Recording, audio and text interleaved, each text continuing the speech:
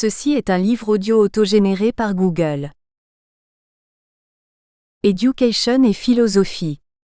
Collection dirigée par Bernard Jolibert et Jean Lombard.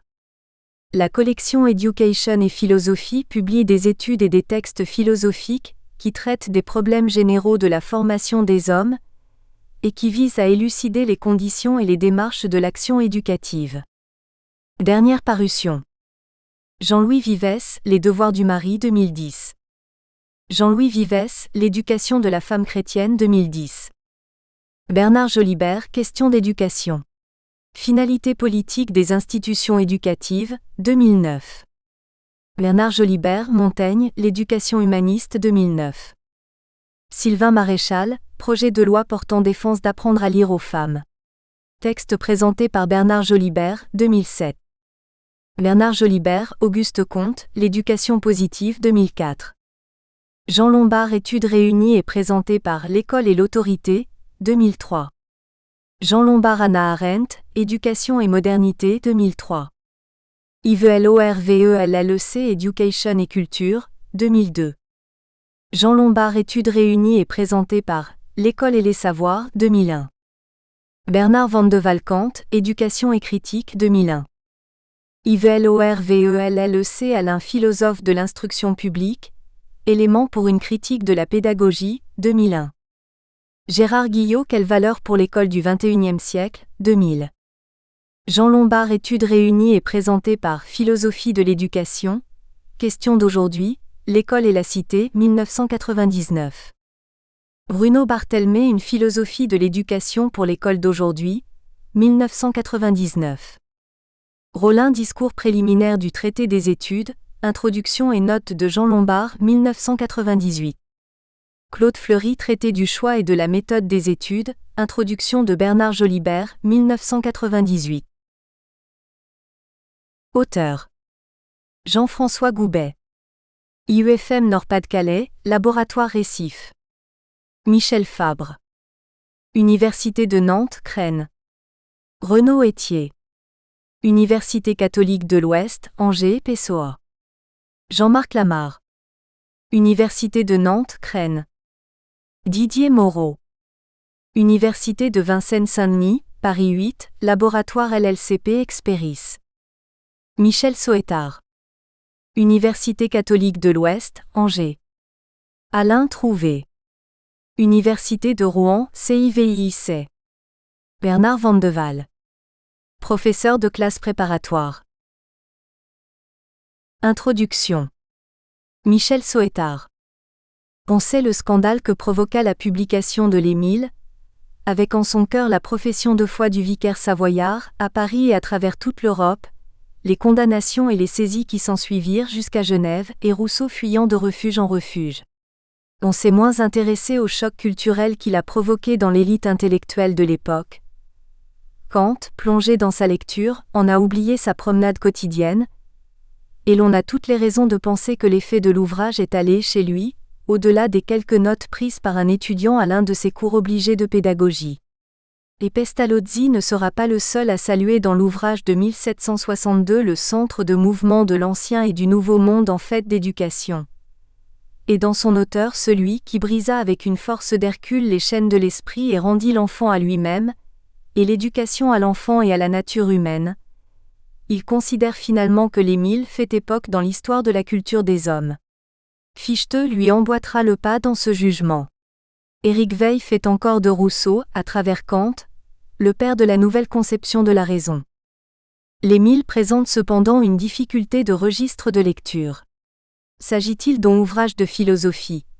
C'est ce que Rousseau semble laisser entendre lorsqu'il écrit que son livre est destiné à montrer comment le vice et l'erreur, étrangers à sa constitution, s'y introduisent du dehors et l'altèrent insensiblement, ou comme une entreprise, où tout consiste à ne pas gâter l'homme de la nature en l'appropriant à la société. Ou bien est-ce plutôt, comme il lui arrive d'en faire l'aveu, sinon une méthode dont les pères et les mères se saisiraient, du moins un système d'éducation dont il offre le plan à l'examen des sages. Il s'agit bel et bien du parcours de formation de cet enfant nommé Émile. À moins que les deux objectifs ne se confondent.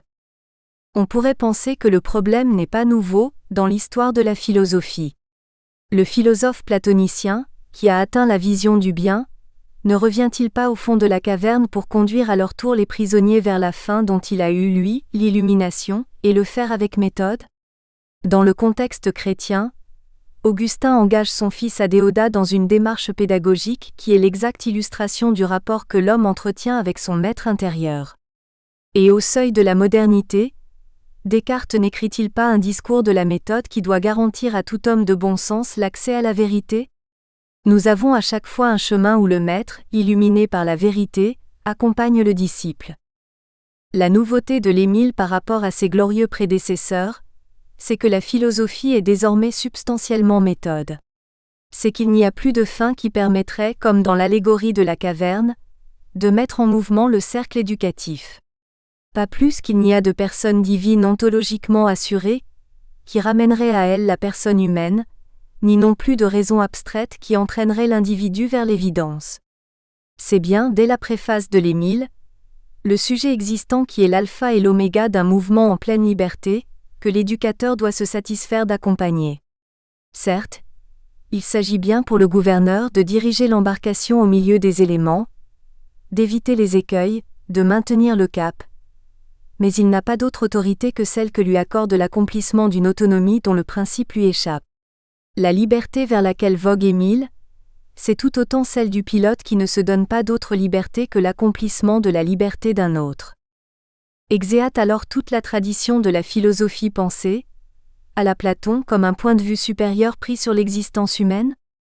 On pourrait le conclure, et Rousseau ne se prive pas d'envoyer au diable les faiseurs de système pour s'identifier aux gouverneurs, faiseurs de liberté. Les choses ne sont cependant pas aussi simples dans l'univers de Rousseau, lorsqu'on accepte de lire de près la préface de l'Émile. D'abord, il est question, à côté d'une connaissance positive de l'être à éduquer, d'une partie systématique. Elle est certes assimilée aux rêveries d'un visionnaire de l'éducation, mais on sait ce qu'il en est chez le Genevois, du statut épistémologique de la rêverie, c'est une forme de métaphysique subjective. Voici alors une première question qui ramène la philosophie dans le jeu. Quel est donc ce système qui donne forme à l'Émile? Parler d'un système de liberté, c'est introduire une contradiction dans les termes. Et pourtant, la liberté dans le texte de 1762 ne va pas n'importe comment, on peut supposer que le gouverneur en a une idée. Le sujet est encore porté en avant de la scène, et Rousseau ne se prive pas dans cette même préface, de tirer la couverture du côté de la subjectivité de l'écrivain. Mais il s'agit pourtant bien de former un être objectivement libre, conformément à la bonté absolue du projet, à l'écart de toutes les applications particulières. Le bien recherché doit assurément plaire à l'éducable, mais il doit s'avérer dans le même temps bon en soi. Comment penser, sinon philosophiquement, cette antinomie? Et se pose encore le problème de l'action. En séparant franchement la bonté absolue du projet des conditions de son exécution, et en refusant de proposer une éducation faisable, Rousseau coupe la voie à toute forme d'action qui serait l'application d'une idée, et il accorde dans le même temps au réel une pleine autonomie de fonctionnement. Mais il faut bien agir, comme le clamera Pestalozzi, il faut bien plonger un jour ou l'autre la belle idée dans la glèbe du monde. Alors comment penser la nouvelle forme d'action qu'appelle l'Émile? Question philosophique. C'est ainsi que le processus méthodique de l'Émile, s'il demeure bien autoproducteur de sa fin, appelle par bien de ses aspects une réflexion philosophique, même si celle-ci n'a plus rien à voir avec la vieille philosophie qui continue à présupposer un logo qui planerait au-dessus des têtes. La philosophie qui s'inscrit dans le sillage de Rousseau et de son Émile va d'ailleurs s'emparer de ces problèmes et s'efforcer d'en venir à bout. Il nous est apparu intéressant de saisir quelques moments forts de cette réflexion à travers une suite de penseurs qui ont marqué la révolution épistémologique, appelée par le Newton de la morale, qui fut dans le même temps, et ce n'est pas un hasard, le Copernic de l'éducation. Condorcet, 1743-1794, peut venir en tête de la liste, dans la mesure où, comme l'expose Alain Drouvet, le mathématicien, philosophe et homme politique inscrit son souci de la méthode dans un rationalisme libérateur qui veut réaliser une parfaite adéquation entre les contenus constituant l'instruction publique et la façon de les transmettre. Inscrivant sa réflexion dans le courant de pensée qui va de Descartes à d'Alembert, s'accrochant au double principe de rationalité et de perfectibilité, porté par le souci de rendre la raison populaire, Condorcet privilégie l'analyse et la méthode analytique. Celle-ci, à travers la recherche des éléments, devrait être aux sciences et à l'enseignement ce que la liberté est aux constitutions politiques. Kant, 1724 à 1804, tel que le présente Bernard van de Waal, reste soucieux d'inscrire l'éducation dans une démarche d'apprentissage qui rapporte l'une à l'autre, à travers le schéma imaginé, la connaissance comme donnée et la connaissance comme pensée. Plus profondément, cette démarche met en œuvre un programme éducatif et culturel centré sur l'activité d'un sujet pensé, non plus comme une entité métaphysique mais comme activité pure. Il s'agit alors d'entrer dans le jeu de la nature pour y inscrire un projet de liberté qui ne craint pas d'user à bon escient de la contrainte. Apprendre à penser, c'est aussi apprendre à vouloir. C'est encore rejoindre l'accord des libres citoyens, en vue de l'émancipation de l'humanité. Pestalozzi, 1746 à 1827, chez qui Fichte voit à l'œuvre les principes kantiens, va attacher son nom à une méthode qui fera son renom à travers toute l'Europe. Mais il est intéressant d'observer comment cette méthode est d'abord restée prisonnière, chez le lecteur aveuglé de l'Émile, d'un projet humaniste qui présupposait un accord entre la nature et la liberté, avant de s'affirmer comme une médiation institutionnelle dans un monde désormais divisé entre l'ordre de l'étant, la science, et le monde du devoir-être, la morale. Comme le montre Michel Soetard, la méthode, telle que Pestalozzi la pense essentiellement comme action, profite d'un double ancrage, dans les sciences pédagogiques d'une part, dans la pensée de l'autonomie de l'autre. Fichte, 1762 à 1814, se posera en philosophe de la liberté tandis qu'il affirme le principe d'un jeu libre sollicitant la liberté de l'autre sujet. S'impose alors un devoir d'éducation en vue d'amener autrui jusqu'à l'auto-activité, Selbstständigkeit, caractéristique de la liberté en possession d'elle-même. Si, comme l'expose Jean-Marc Lamarre, Fichte convoque la méthode Pestalozzi dans ses discours à la nation allemande, c'est pour répondre à la situation historique de son pays. Il importe alors de sortir la méthode pestalozzienne de sa gangue matérielle pour en faire le chemin vers, en même temps que la route illuminée par, la liberté partagée entre les sujets. Herbart, 1776 à 1841, qui succède à Kant dans la chaire de Königsberg et observa à l'œuvre à Yverdon la méthode Pestalozzi, va faire de la méthode le moment ultime d'une instruction qui se développe en 4 étapes. Tandis que les 3 premières assurent la prise conceptuelle sur le réel, la 4e donne à la connaissance un mouvement de dépassement caractérisé par l'inventivité de l'esprit. C'est ainsi que, comme l'expose Jean-François Goubet, Herbart parvient à articuler le réalisme de l'enchant pestalozzienne avec le dynamisme fichtéen de la Selbstständigkeit, dans la réflexion comme dans la conduite. La méthode se veut ainsi tant un accomplissement philosophique qu'un accomplissement didactique. Wilhelm Dilthey, 1833 à 1911, s'inscrit dans le courant post-kantien, mais en se rattachant à la 3e critique qui jette le pont de la finalité entre nature et liberté. Il poursuit d'une certaine façon, sur le versant de l'idéalisme objectif, le courant de Schelin qui fait de la nature le lieu d'accomplissement de la liberté. Didier Moreau souligne l'intérêt souvent ignoré de Dilthey pour la pédagogie, et la façon dont il voit dans la méthode pédagogique un art de la connaissance pratique de la réalité humaine, une manifestation poétique qui nous expose l'essence de l'homme comme un être en formation. Se démarquant de Herbart et de sa méthode qu'il interprète comme prescriptive, il se réfère à Pestalozzi pour faire de l'éducation un cheminement à la faveur d'une méthode qui devrait permettre à l'homme d'accéder à une Erlebnis stable et créatrice de ses propres métamorphoses. En cela, pour Dilthey, la pédagogie est le but pratique le plus élevé auquel la philosophie puisse conduire. John Dewey, 1859 à 1952, ne serait pas loin de partager cette vision, s'il ne voulait pas marquer que la pédagogie est d'abord un engagement dans l'action. Récusant tous les dualismes dans lesquels se complaisent les philosophies issues de Kant, pour leur substituer l'unicité de l'expérience, il voit dans la méthode pédagogique, telle que Michel Fabre en résume la substance, un ensemble de repères et de ressources qui viennent moduler l'expérience déjà autorégulée de l'enfant en fonction de schèmes intellectuels, éthiques et politiques susceptibles de permettre son libre développement. Dewey représente sans doute l'accomplissement le plus achevé d'une philosophie faite méthode pédagogique. Célestin Freinet, 1896 à 1966, n'est pas philosophe, mais il apporte la preuve qu'un positionnement pédagogique dur reste lourd d'implications philosophiques.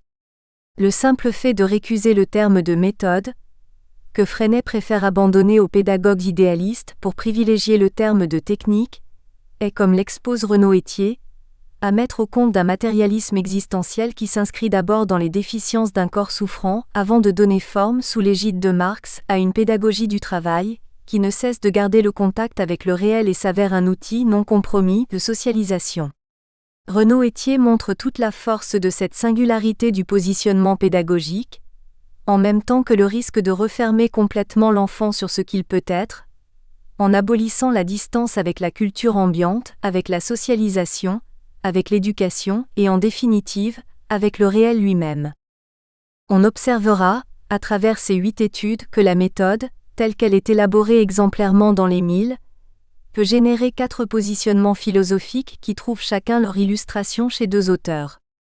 Le premier, magistralement incarné par Fichte, mais que le rationalisme à la française de Condorcet ne dénierait pas, opère une grande déduction à partir d'une idée, en l'occurrence l'idée de liberté dont la méthode serait le véhicule.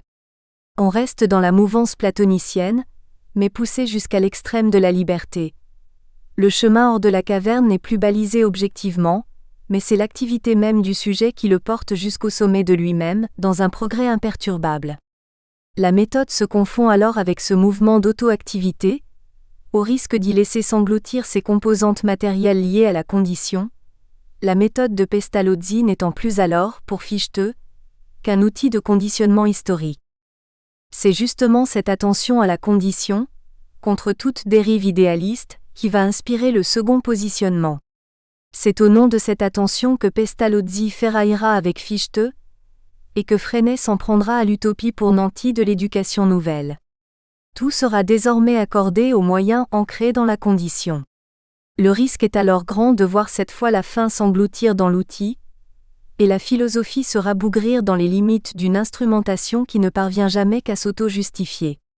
Freinet n'échappera pas au piège, et Pestalozzi, fort de sa sensibilité philosophique, s'efforcera de maintenir un équilibre fragile, dans leur distinction sans cesse réaffirmée, entre l'idée de la formation élémentaire et les indispensables moyens de sa mise en œuvre. Avec Dilthey et Dewey, nous abordons un positionnement qui assimile sans souci la démarche philosophique à une démarche pédagogique orientée et instrumentée. Philosophie et pédagogie ne font qu'un, aucune ne peut prétendre surplomber l'autre. Nature et éducation jouent le même jeu. La méthode ne saurait en effet être étrangère à la fin qui la porte, et la fin se définir hors du chemin pour y parvenir. C'était déjà l'objection que formulait Schelin à l'endroit d'une méthode Pestalozzi, qui prétendrait à l'autonomie philosophique. On entre alors dans la logique herméneutique, qui présuppose que le réel puisse être immédiatement lu comme porteur de sens, et la pédagogie comme vecteur de ce sens. Mais reste ouverte la question. L'ancrage de la méthode dans la condition par nature aléatoire, ce que Rousseau appelle l'éducation des choses, n'appelle-t-elle pas une pensée du sens qui sollicite à son tour la philosophie ex cathedra ? D'une certaine façon, Kant a consacré un positionnement critique qui laisse entendre que la méthode, à l'instar de la troisième critique, puisse jeter le pont entre un réel saisi par la science pédagogique et un idéal d'humanité articulé autour de la liberté, laquelle ne peut qu'être pensée sans pouvoir être jamais connue. Reste cependant posé le problème du passage à l'action méthodique, qui oblige à la compromission. Herbart simplifiera le problème en confiant à la psychologie le soin d'asseoir scientifiquement la méthode, et à la philosophie le soin de l'orienter. Mais l'orienter vers quelle fin qui ne soit pas déjà compromise dans les moyens ? En conclusion, on peut se demander si ces 4 positionnements problématisés ne sont pas déjà concomitamment à l'œuvre dans les 1000. Rousseau n'insiste-t-il pas pour que la considération de la bonté absolue du projet soit franchement séparée de la question des conditions de son application ? L'approche qui se veut positive du fait pédagogique, ne reste-t-elle pas pour lui, soumise à une rêverie qui le fait rompre avec tous les faits, sans toutefois donner prise à une nouvelle ontologie métaphysique qui transformerait les 1000 en traités de pédagogie ? L'action pédagogique elle-même, ne se donne-t-elle pas dans l'œuvre de 1762, par-delà toutes les pratiques plus ou moins compromises, une assise qui permet de gérer en pleine cohérence la formation à la liberté autonome de la personne? Et la raison éducative qui est ici à l'œuvre, n'est-elle pas déjà critique à travers la reconnaissance des limites que la raison s'impose pour rendre possible cette action? Se pourrait-il que les 1000, avec le nœud de questions qu'ils tissent, soient encore devant nous? Instruction publique et méthode pédagogique, le projet de Condorcet. Alain Trouvé. Comme c'est souvent le cas pour les personnages importants que l'on se propose de présenter, on commence par dérouler les qualificatifs qui permettent d'en dresser le portrait. Condorcet n'échappe pas à cette règle. Le célèbre marquis est en effet unanimement salué comme mathématicien, économiste, philosophe et homme politique, auquel on attribue de surcroît différentes dignités telles que celle de dernier des philosophes du grand XVIIIe siècle, selon Michelet, dernier des encyclopédistes, mais aussi premier des républicains. Il est cependant une qualité que l'on pourrait lui attribuer avec tout autant de légitimité, mais qui ne figure pas dans la liste canonique. Nous voulons parler de celle de pédagogue. Nous reconnaissons cependant que cette attribution reste délicate, tant le terme de pédagogue est ambigu. Si nous entendons par pédagogue celui qui, se préoccupant des questions éducatives, contribue au progrès de la réflexion, alors Condorcet est manifestement un pédagogue. Mais si nous prenons ce terme au sens de praticien de l'action éducative, alors ce titre doit lui être refusé. Condorcet n'a en effet abordé les questions d'éducation qu'en pur théoricien et en stratège politique, et encore moins que Rousseau, qui avait quand même tenté d'enseigner la musique et eu quelque expérience en matière de préceptorat, mais à qui l'on a reproché de n'avoir pas su élever ses enfants, il n'eut à se frotter à l'enseignement et à l'éducation. Il peut donc paraître surprenant de vouloir consacrer une étude relative à la méthode pédagogique pour quelqu'un de si éloigné, du moins en apparence, des aspects concrets posés notamment par le problème de la transmission des savoirs. Et pourtant, loin que le brillantissime savant et académicien ne se soit cantonné aux questions de mathématiques sociales, loin qu'il se soit consacré par ailleurs aux affaires politiques et constitutionnelles, loin qu'il se soit en outre appliqué à l'élaboration d'un système complet d'instruction publique pensé à partir d'une philosophie du progrès, il en a pas moins développé des vues assez précises relatives aux matières didactiques comme en témoigne le second mémoire sur L'. Instruction publique 1791, ainsi que le dernier texte qu'il rédigea, Les moyens d'apprendre à compter sûrement et avec facilité, 1794. L'unité de la pensée de Condorcet. Ces 4 dimensions de son œuvre, politique, institutionnelle, pédagogique et philosophique, sont étroitement articulées entre elles et forment une unité. Il ne faudra donc pas perdre de vue que la réflexion de Condorcet sur la méthode pédagogique ne prend toute sa signification que sur le fond des principes de sa philosophie tout entière, dont nous rappelons brièvement les principaux. Principe de rationalité. Condorcet, homme des Lumières, souscrit au principe de rationalité, lequel a conditionné tout le siècle dans le processus constitutif de la modernité et dont le cartésianisme avait fourni la philosophie. L'application de ce principe a fini par imprégner tous les domaines d'activité, que celle-ci soit d'ordre scientifique et technique, industriel, artistique, social ou encore politique. Principe de perfectibilité. Comme Rousseau, créateur avec Grimm de ce néologisme, mais aussi comme la plupart de ceux qui vont adhérer aux idéaux des Lumières et de la Révolution, Condorcet partage l'idée d'une perfectibilité. Mais alors que Rousseau en fait une faculté suprême dont dépend le développement de toutes les autres, mais qui reste cependant fragile et ambivalente, elle dépend des circonstances et elle rend possible les vertus comme les vices, Condorcet, s'inspirant ici de Turgot, n'hésite pas à l'ériger en quasi-loi de l'histoire allant dans le sens d'un perfectionnement irréversible et indéfini de l'espèce humaine. Principe du progrès. Les 2 principes précédents déterminent une philosophie du progrès que l'on trouvera exposée dans l'esquisse d'un tableau historique des progrès de l'esprit humain, 1793-1795. Conformément à l'esprit de l'encyclopédie qui témoigne d'une confiance totale dans la raison humaine, mais aux antipodes des thèses du discours sur les sciences et les arts, 1750, Condorcet estime que les progrès de l'humanité sont indexés essentiellement sur ceux des sciences, refusant par là toute suprématie à la métaphysique et à la religion. Principe de liberté et d'égalité. Mais c'est également en homme politique que Condorcet se positionne.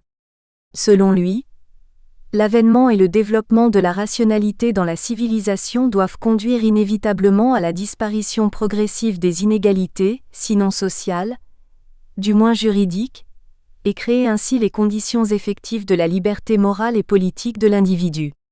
L'idéal républicain de la Révolution française s'inscrit donc dans le prolongement des Lumières, dont la réalisation doit constituer l'aboutissement. L'effort pédagogique et éducatif de ce citoyen engagé doit se comprendre à partir de sa volonté de transformation politique, de sensibilité républicaine, donc révolutionnaire à l'époque, qui se concrétisera par le projet d'engager de nécessaires réformes sociales et économiques destinées à instaurer un état de prospérité dans toute la nation, ainsi que par celui d'engager les réformes juridiques nécessaires permettant l'exercice d'une citoyenneté libre et éclairée. C'est donc au regard de ces principes, véritable philosophème des Lumières européennes, que Condorcet a mûri son plan d'instruction publique. Érigé en véritable système, celui-ci était censé réaliser le programme des Lumières qui devait à offrir le savoir et la culture à tous les membres de la nation sans exception aucune. L'unité de la pensée pédagogique de Condorcet prend toute sa signification dans la mesure où elle adopte la forme d'une rationalisation de l'acte éducatif. Nous souscrivons à l'idée selon laquelle cette volonté de soumettre l'éducation à des règles rationnelles ne peut se comprendre qu'à partir du processus de rationalisation qui se développe et s'accélère tout au long du XVIIIe siècle, et qui, associant raison, histoire et société, est fondateur de la modernité éclairée. Tout se passe en effet, comme si le siècle de Condorcet était celui où l'on avait tablé sur la rationalité pour réinventer la politique, Osterwalder ibidem, et par voie de conséquence, l'éducation elle-même 5. L'instruction devra donc être publique, et l'éducation deviendra une affaire d'État.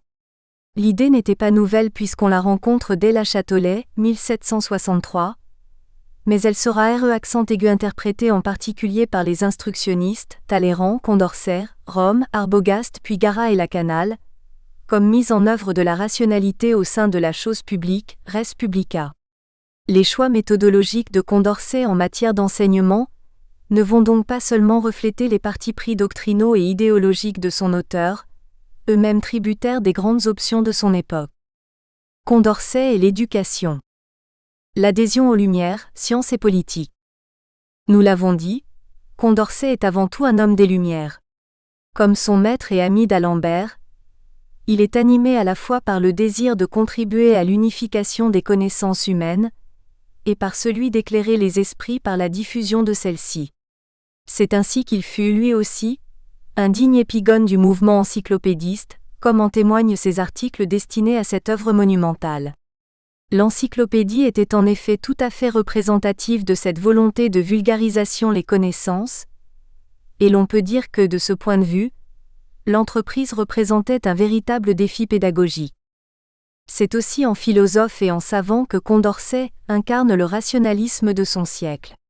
Héritier de la conception baconienne du savoir, de la révolution galiléo-cartésienne mais surtout de l'empirisme de Locke, marqué par la nouvelle physique de Newton, il est, comme ses prédécesseurs, le promoteur de la pensée analytique, méthode de raisonnement dominante à l'époque, héritée de d'Alembert.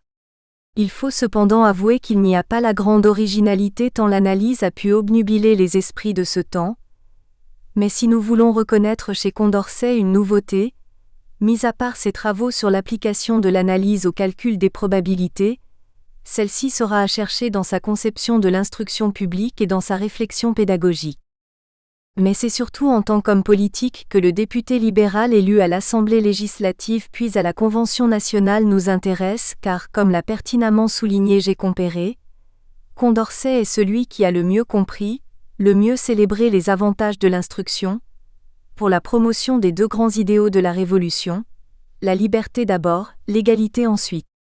Pour Condorcet, les finalités de l'instruction publique sont directement politiques et celle-ci doit être considérée comme moyen de rendre réelle l'égalité des droits.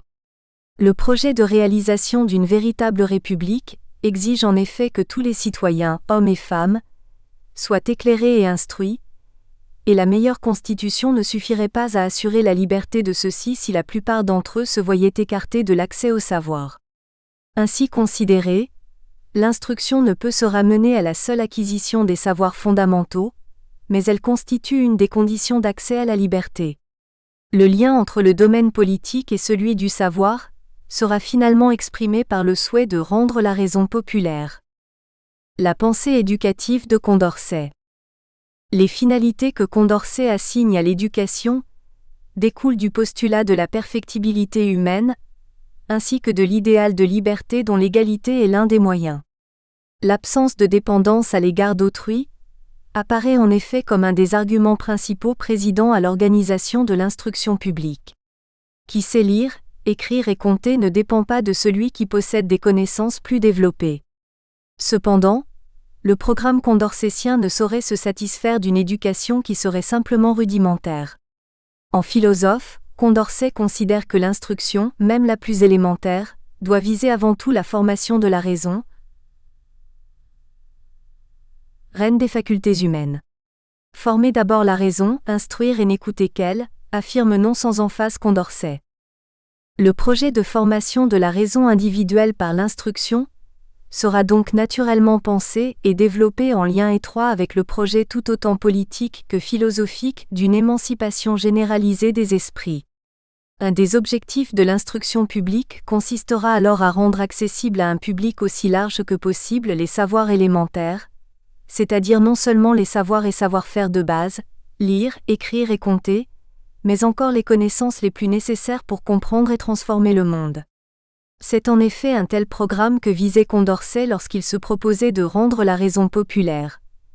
Généreux amis de l'égalité, de la liberté, réunissez-vous pour obtenir de la puissance publique une instruction qui rende la raison populaire, ou craignez de perdre bientôt tout le fruit de vos nobles efforts. Premier mémoire, conclusion. Les moyens d'une telle éducation prennent la forme d'un système d'instruction publique organisé en degrés, selon une hiérarchie répondant au mieux à la nécessité didactique de s'accorder aux besoins et à l'intelligence de l'élève. Il s'agit en effet, nous dit le premier mémoire, d'adapter l'instruction commune et aux diverses dispositions des élèves et au but de leur éducation, suivant la facilité naturelle et le désir ou l'intérêt de s'éclairer. Par conséquent, de concevoir une instruction proportionnée à ses l'élève besoin. Le dispositif de l'instruction sera donc organisé en cours d'instruction graduée, de manière que chaque élève en parcourrait plus ou moins de degrés suivant qu'il pourrait y employer plus de temps, et qu'il aurait plus de facilité pour apprendre. Au-delà de la nécessité didactique de s'adapter au niveau de l'élève, la fidélité à l'ordre épistémologique des raisons n'en est pas moins respectée, dans la mesure où chaque degré d'instruction est articulé aux autres, cela dans la perspective d'une progression continue. C'est ainsi que, conjuguant les présupposés épistémologiques avec les exigences d'ordre didactique, Condorcet développa une conception de l'école, pensée comme organisation systématique et unifiée des enseignements. L'école, ainsi conçue, est donc élémentaire dans le sens où elle doit dispenser les connaissances élémentaires hiérarchisées selon un ordre allant du simple au complexe, et construite d'après le modèle fourni par les éléments des sciences. C'est ainsi que les 5 mémoires prévoient la division de l'instruction en 3 parties. Une pour l'instruction commune élémentaire, une pour l'instruction professionnelle et une autre pour l'instruction scientifique, sachant que chacune d'elles intéresse aussi bien les enfants, filles et garçons que les adultes, hommes et femmes. Le rapport est plus raffiné quant aux conceptions organisationnelles. Il prévoit 5 degrés d'instruction: les écoles primaires, les écoles secondaires, les instituts, les lycées et la Société nationale des sciences et des arts. On a donc affaire ici à un modèle d'organisation scolaire pyramidale et très hiérarchisé du point de vue institutionnel. Nous espérons que vous avez apprécié cet aperçu. Pour continuer à écouter ce livre audio sur Google Play Livres, utilisez le lien dans la description de la vidéo.